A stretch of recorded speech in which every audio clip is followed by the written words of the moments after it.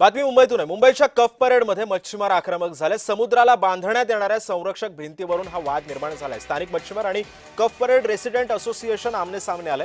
संरक्षक भिंत न बांधता त्या ठिकाणी टेट्रापॉड टाकण्याची परेड रेसिडेंट असोसिएशनची मागणी आहे। भिंत बांधल्यास अतिक्रमण होण्याचा धोका आल्याचं परेड रेसिडेंट असोसिएशनचं म्हणणं आहे। तर आमच्या घराच्या कुटुंबियांच्या सुरक्षेसाठी भिंत महत्त्वाची आहे असे स्थानिक मच्छीमारांनी भूमिका घेतली आहे।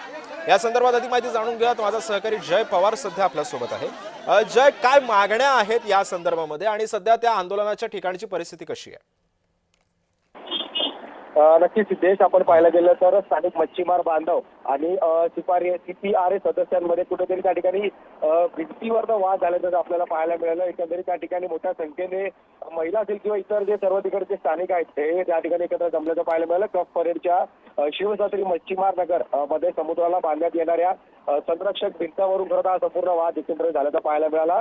स्थानिक मच्छीमार बांधव आणि कफ परेडचे रेसिडेंट असोसिएशन हे त्या ठिकाणी आमने सामने आल्याचं पाहायला मिळालं। त्यावेळी घोषणाबाजी सुद्धा मोठ्या प्रमाणावरती झाल्याचं पाहायला मिळालं। आणि खरं म्हणजे या ठिकाणी संरक्षण भिंतीच्या विरोधात खरं तर कफ परेड रेसिडेंटच्या असोसिएशनने आज आंदोलन करण्याचा इशारा त्या ठिकाणी दिला होता। यानंतर संपूर्ण हे आंदोलन आज त्या ठिकाणी पार पडला आणि संरक्षण भिंत न बांधता त्या ठिकाणी टेट्रापॉड टाकण्याची CPRची मागणी या ठिकाणी त्या आंदोलनाच्या दरम्यान करण्यात आली। त्यामुळे या मागणीला नेमका आता CPRच्या माध्यमातून कशा पद्धतीने बघितलं जातं, त्याचबरोबर त्या ठिकाणच्या स्थानिकांच्या घराचा सुद्धा प्रश्न त्या ठिकाणी उपस्थित होतो। त्यामुळे यामध्ये नेमकं काय तोडगा काढला जातो?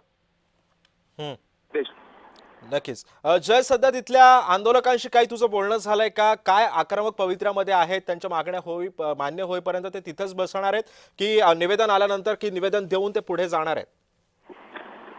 निश्चितच आपण पाहिलं की अद्याप तरी ते सर्व नागरिक स्थानिक जे आहेत ते त्याच ठिकाणी बसले आहेत आणि त्या या सगळ्या संदर्भातील एक निवेदन पत्र एक त्यातील ठिकाणच्या स्थानिक आमदार असेल किंवा मग लोकप्रतिनिधींना देणार आहेत आणि यानंतर त्यांची जी काही मागणी आहे या संदर्भातली भेट सुद्धा त्या ठिकाणी घेणार आहे। मात्र सध्या ते सर्व जे स्थानिक नागरिक आहे हे त्या ठिकाणी ध्येय मांडून बसल्याचं आपल्याला पाहायला मिळालंय। एकीकडे त्यांच्या घरासंदर्भातला प्रश्न आहे आणि त्याचबरोबर दुसरीकडे ज्या पद्धतीने कफ परेड रेसिडेंट असोसिएशन त्या ठिकाणी अशा पद्धतीची मागणी करतात, त्यामुळे या मागणीला नेमकं काय त्या ठिकाणी मागणी कशा पद्धतीने पूर्ण केली जाते, कोणाच्या बाजूने या ठिकाणी निकाल लागेल पाहणं तितकंच महत्त्वाचं असेल।